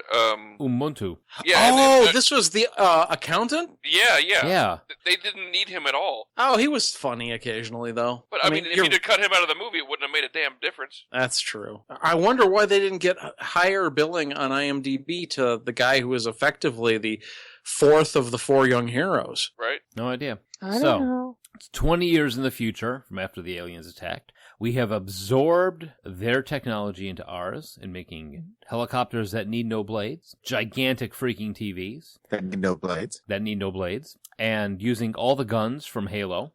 Basically. The rifles that they were firing looked exactly like the Covenant carbines from Halo. Yeah, well, that's when I was talking to Isaiah about seeing it. He's like, when he watched the first one, and he was talking about the second one, he's like, this sounds a lot like the Halo storyline. I'm like, yeah, pretty much. Yeah. Yeah, I liked the world that they'd created, though. What humans could do with 20 years having access to this alien technology and how the world has changed. Yeah, Right. Like, if there's no war and access to reverse engineered alien technology, just how far can we go? Right. Yeah, I thought that was one of the nice twists that they did take on it. Yeah. And some of the almost unpronounced things that happened in this movie that I'm letting fall into the because there was alien technology category, because you're making cell phone calls from space. Oh, yeah. That was very clearly part of the knock-on effects of technology being advanced like 100 years or more in 20 years. Mm-hmm. Yeah, and like to having actual like livable conditions on the moon. Right.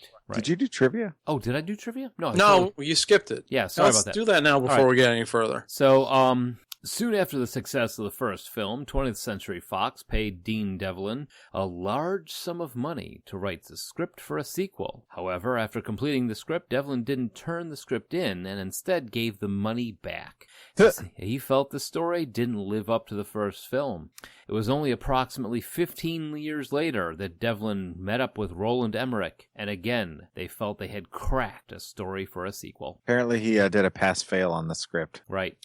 Apparently, Dean was like, wait, hey, Roland, what if the aliens come back? And they're bigger. Genius! And you wait 20 years until Mike's wedding anniversary. That's ironic. All right, so also, during and prior to the cinema release of this movie, director Roland Emmerich and his longtime collaborator Dean Devlin have been developing and reimagining their earlier hit movie Stargate as a follow-up. They will be partnering with MGM and Warner Brothers and are planning it as the first chapter in a trilogy. After Stargate, Emmerich is attached to direct Independence Day 3. In case you didn't notice... I wonder how big this ship is going to be. Yeah, they kind of set you up for a series on this one. Yeah, and they left it so they didn't leave it unresolved, where if the next movie never gets past the pitch stage, which is where it's at now, that's fine. But it is open for the next one. I think they're You are waiting to now see. the Guardians of the Galaxy. They're waiting to see how this one does budgetary wise, like how much money it actually makes, if any. Which I think it's made its money back by now, but It's not going to make a lot. It's probably going to break even. Independence Day Resurgance is currently at $41.1 million. Yikes! Its That budget doesn't had sound to be a lot good. bigger than that. It had to have a $100 million budget. I wonder, I'm gonna, you talk amongst yourselves, I'm gonna try to figure this out. Rumber. I didn't get a harumph out of that guy. Sassafras and rhubarb. Its opening was $165 million. okay. Oh, That sounds- well, So it's not at half of its money back yet. It'll make it back by the end of the summer. well, and But it is DVD, international. VOD, Yeah. Eventually. I mean, the question is, will the... it's kind of getting panned. Like, a lot of people are not particularly happy with this. I hadn't heard a good thing about it before I Same saw it. here. So, I mean, there may not be another movie. Or if it is, it'll be a direct-to-video sequel starring Brent Spiner. I watch it. So this one, It'll be a one-man show starring Brett Spiner. Still on board. If Patrick Stewart can do it, I can do it. I'd honestly, in this situation, I'd watch Brett Spiner.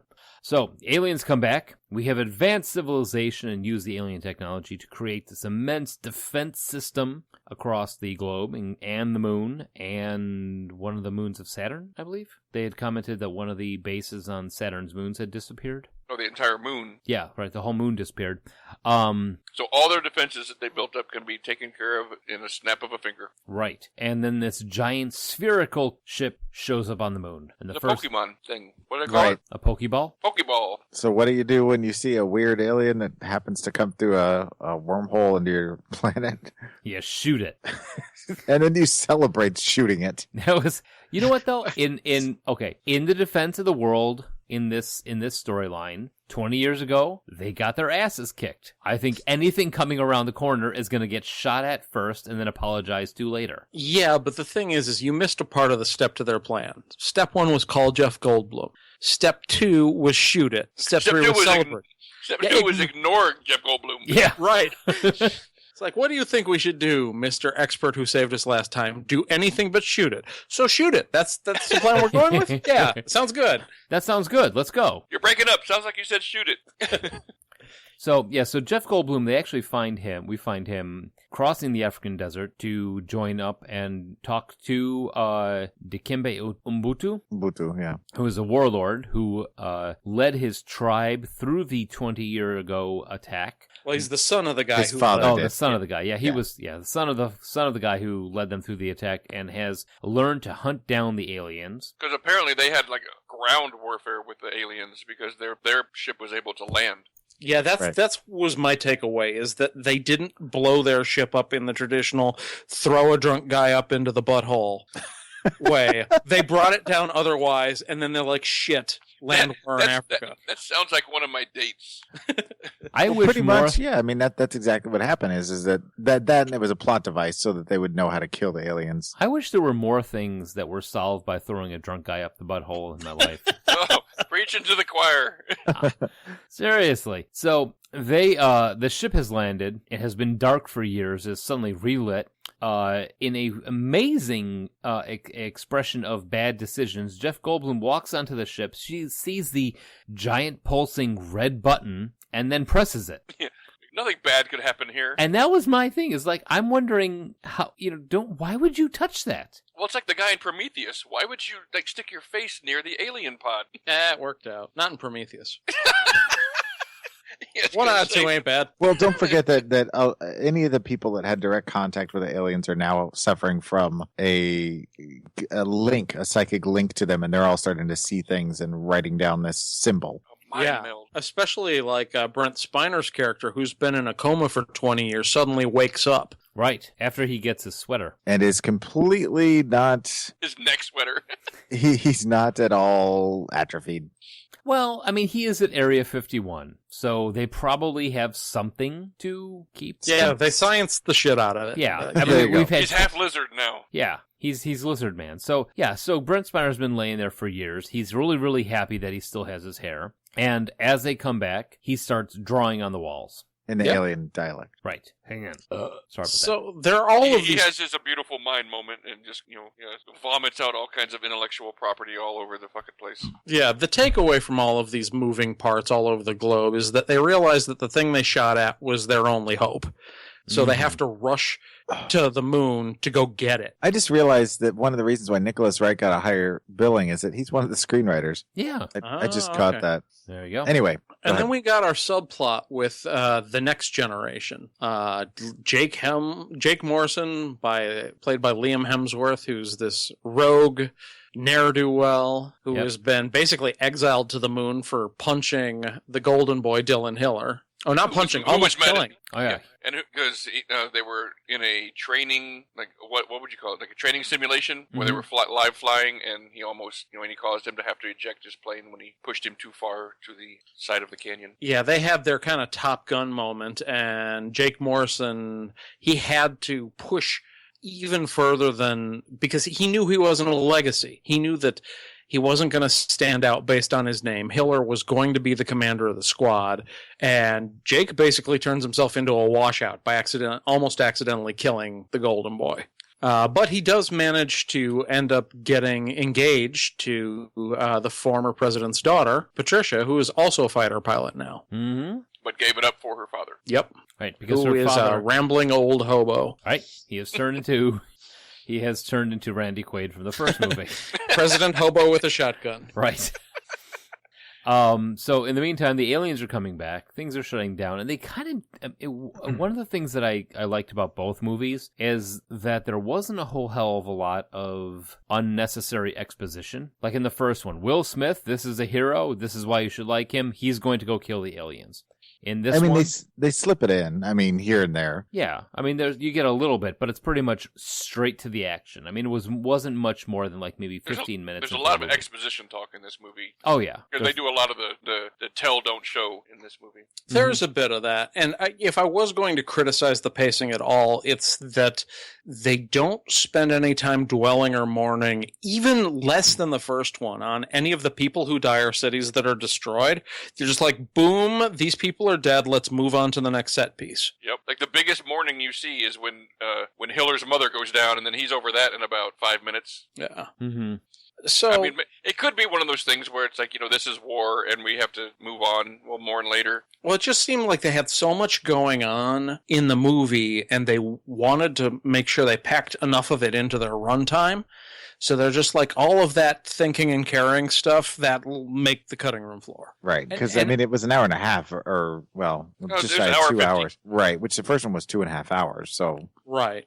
So, I mean, they get to their big plan, which is David Levinson's like, why don't we just sneak into the mothership and blow it the fuck up again? It worked the first time. Yeah. I mean, I've seen all the Star Wars movies. You couldn't do that again. Right, it's like the Death Star is built again. So they try that, and it doesn't work. But we do get some really cool inside view of the ships now. Yeah. That there's like this whole ecosystem inside these gigantic ships. And we also discover that there is a mother alien. Mm-hmm. Queen alien. This is where I kind of feel like, and don't get me wrong, I'm going to skip a little bit ahead in terms of like how I felt about it. I liked this movie. But I feel it would have been stronger if they hadn't cheapened death by making only the unimportant characters die again and having the super duper plot armor on the important characters, especially the new ones. This would have been stronger if they'd committed to the oops, we fucked up, the trap is sprung, and actually killed off Liam Hemsworth and Jesse Usher. Kill Hiller and Jake Morrison. The movie barely changes. Right. Yep. Yeah, I mean, we don't get any of the cool inside, fighting the aliens inside their own environment shots, but I mean, they were so muddled as it was. I mean, I thought because they tried to make it too dark. Where I mean, I don't think the movie would have suffered if they'd cut those kinds of things, like you said. Make the shocking decision to kill all those characters. Make it a thing where the movie not suffers, but the movie gets better because there's an actual sacrifice made. Right. They could have. Go ahead. Well, Give it a little bit of meat. They could have killed those two guys and still had the other ones that were inside succeed in getting the intel back out. Absolutely, because Rain Lau and Charlie, I think his name was, their character arc wasn't complete. Their relationship, that was like still unresolved. So you let them survive. But as soon as you had the reconciliation between Dylan and Jake, their character development was done. You could have just killed them off. They had very little to do besides generic action figures for the rest of the movie, and you could have actually had their deaths spur on the few survivors, including the kind of fuck up little brother buddy guy, and have him earn Rain Lau's respect and love by, like, he is spurred on by his friend and his captain being killed. I feel that was a big misstep to just like let them survive. I agree. Kill them all. I don't disagree. Well, I mean, the thing is with the pilots that Rain Lau and all the rest of them, they seem so much more like just something you would bring out at parades and air shows. Sure. They're great for stunt flying, but for combat flying, I don't They're think like the Blue Angels. Right. Absolutely. And that's why I think it would have been great to have the only two of them that are left are Rain Lau and who was probably like the best pilot from her country. She was probably the best flyer in that squad. And then you have the guy who wasn't even a part of the squad, who couldn't even handle operating a loader on the moon.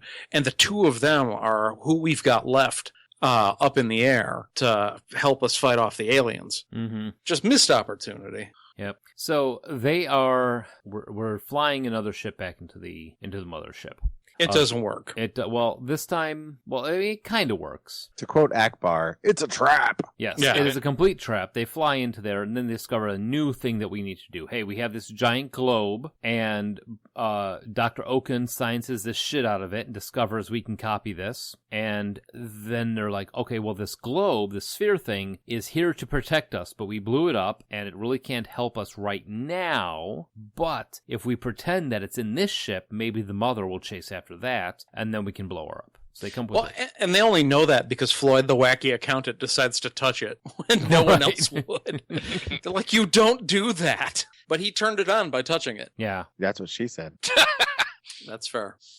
That was a good one. So we find out that the alien is there partially because we have a potential ally, this leader of this rebellion that's trying to take them down because they've destroyed planet after planet after planet by destroying the molten core of the planets to fuel their ships.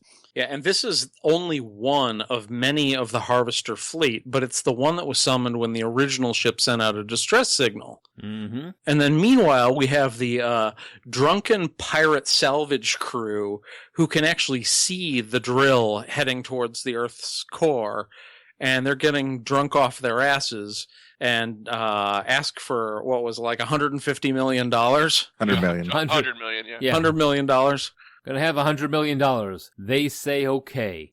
And they got real serious real quick. They sober up real fast. Yeah, that was a cool. I liked those guys. Yeah, I did too. Then they blow up all the satellites, so they have no communications. They have to figure out other ways to talk to each other using old, not CB, what was it? Ham radios? Ham radio, yeah. Ham radio type stuff and Morse code? Or was that No, the first that was one? the first one. The first one was Morse code. This one's ham radio.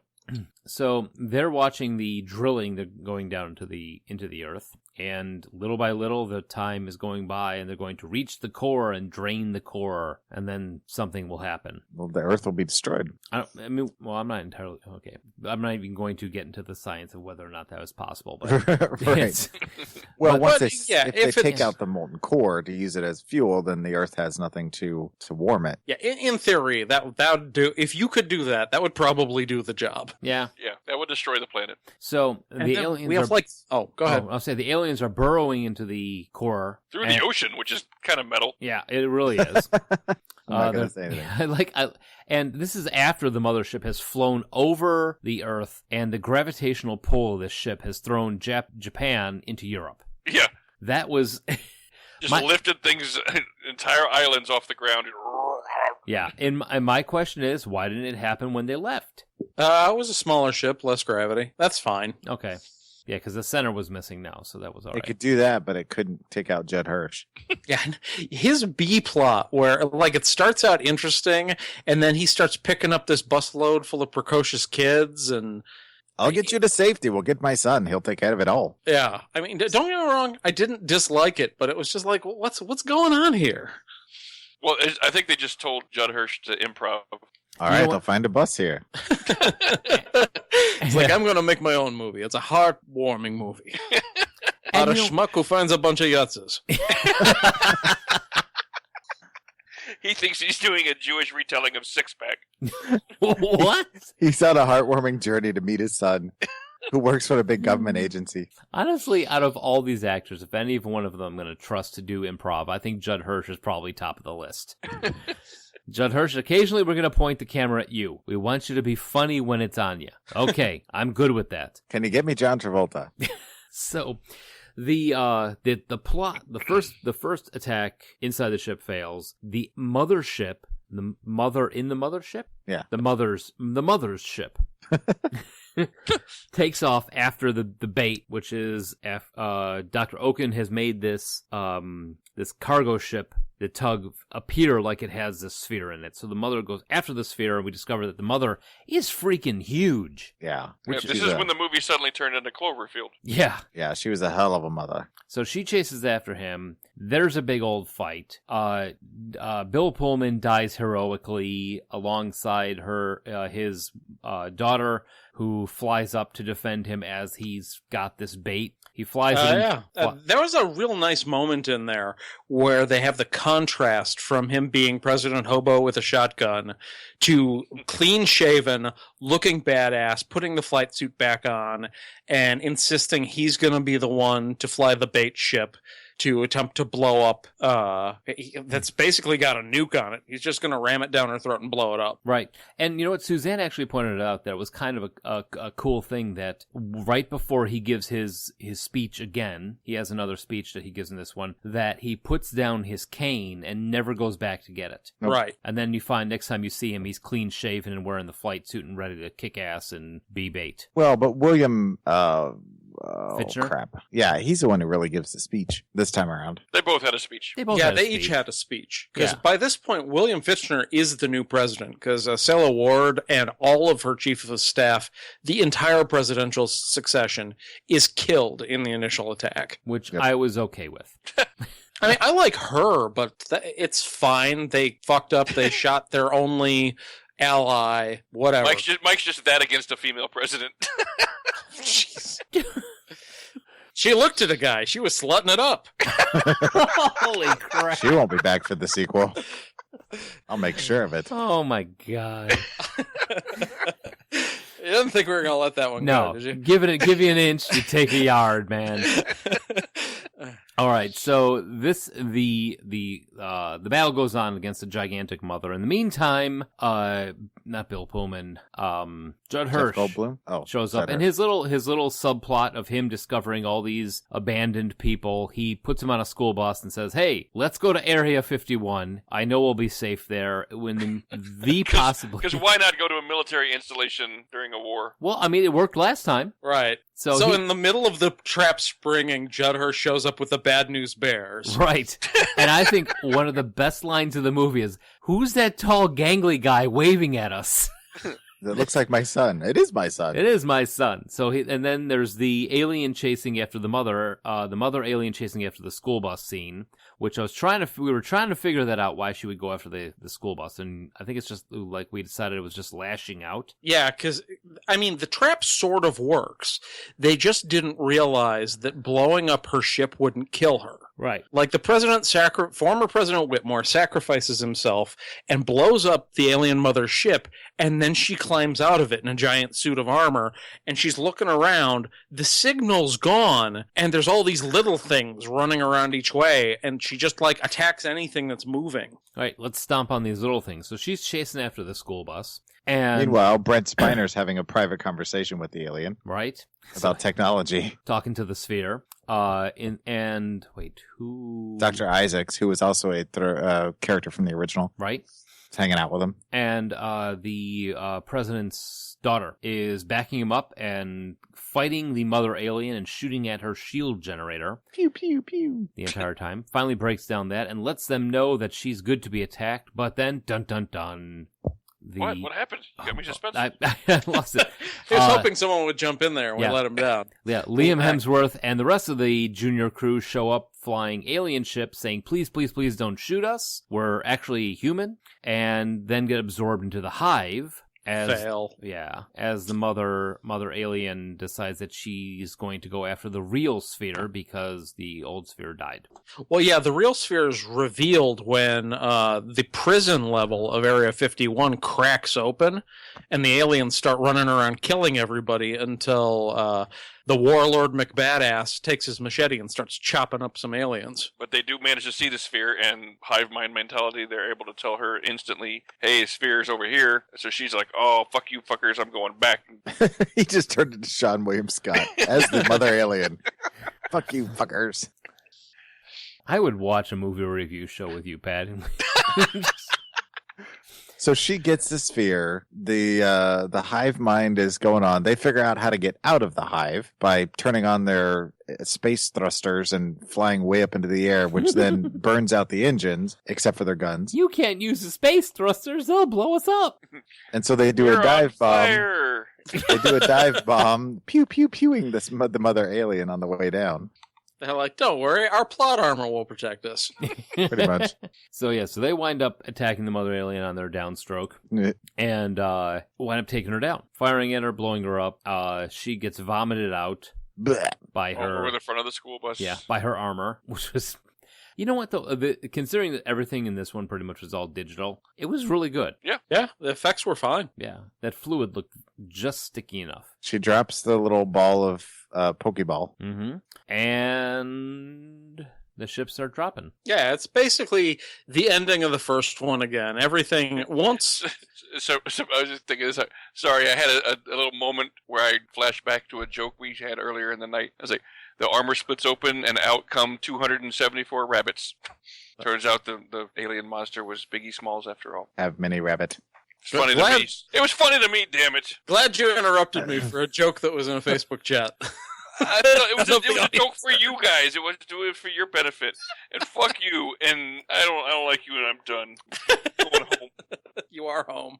Well, good. It was a short trip. The hell is going on? I'm gonna leave and come back. So I'm just gonna shut up and smoke. Mother alien dies. The big ship stops just mere seconds before hitting the core, and it gets recalled back into space. Right? Didn't it get recalled? Yeah, it flies back into space, and then everyone says, "Oh, once it gets back, they're gonna come back again." Yeah, I mean that was the thing is they did once you kill the queen, it's like the first one. The other ships are like, what do we do now?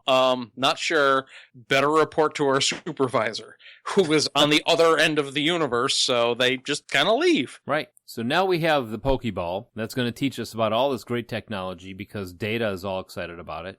And what does he say? I'm really excited about it. No, he says we should take to fight to them, so let's go kick some alien ass. Right, and then suddenly the sphere just wants us to represent the entire universe in fighting these guys. Right. Credits roll. Because America. Because they're not so primitive after all. And curtain. Yep. That's the last line. We're going to go kick some alien ass. Literally, it's the last line of the movie. And you're like, sequel. Yeah. I think I was in the proper frame of mind to enjoy this movie. Yeah, like, in a it giant had recliner. problems. Oh, yeah, but I didn't know about the recliner until the end.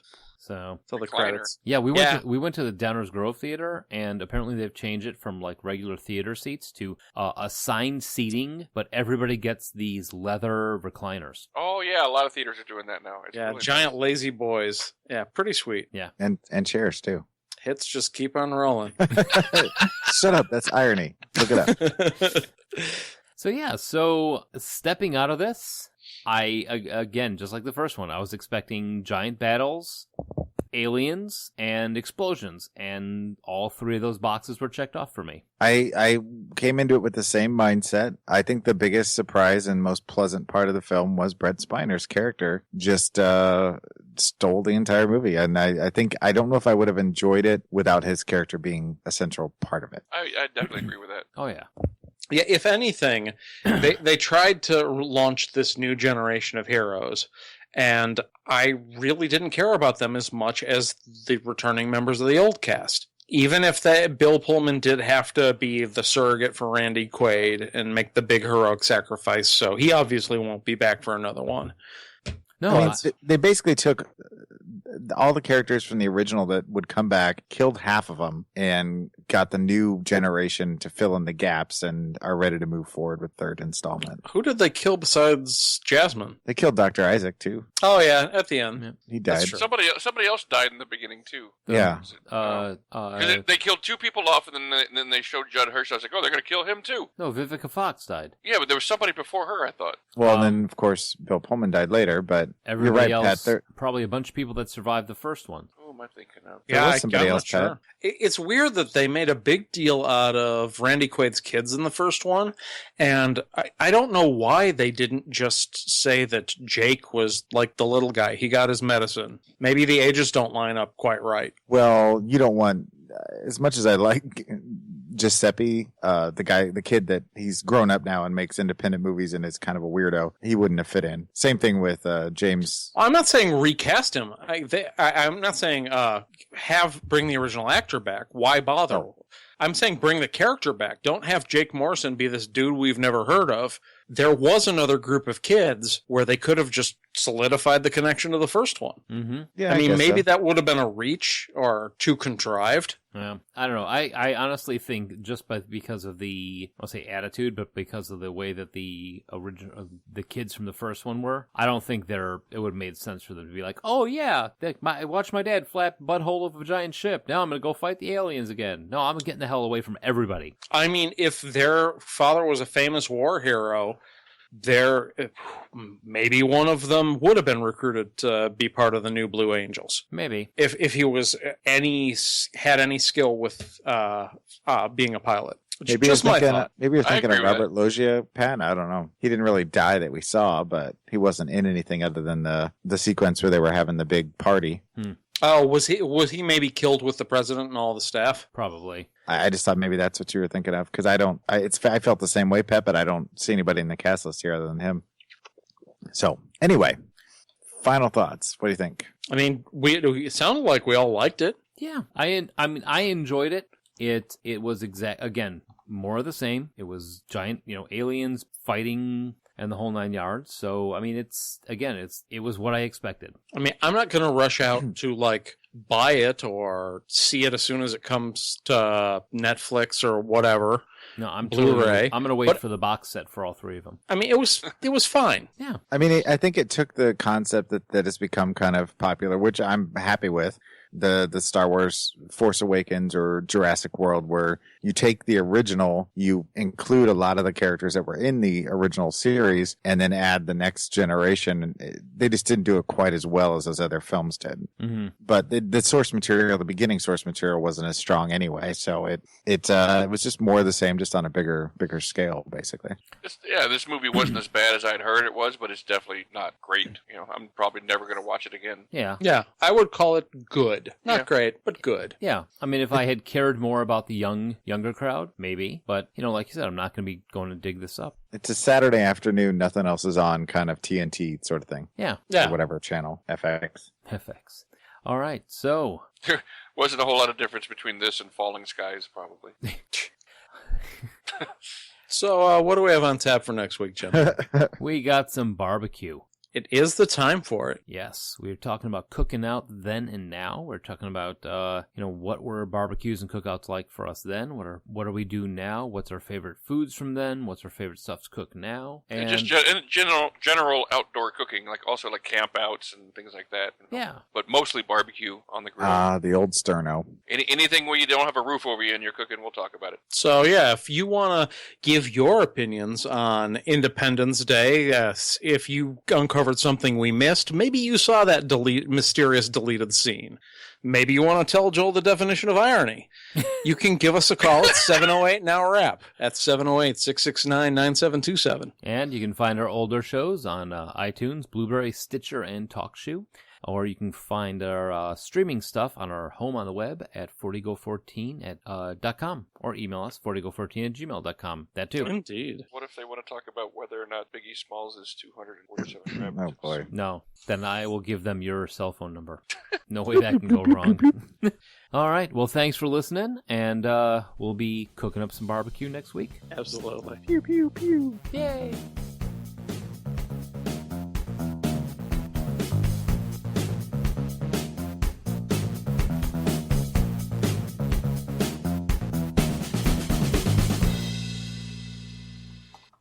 Yeah, I don't feel like I should be 20 years older than I was that day.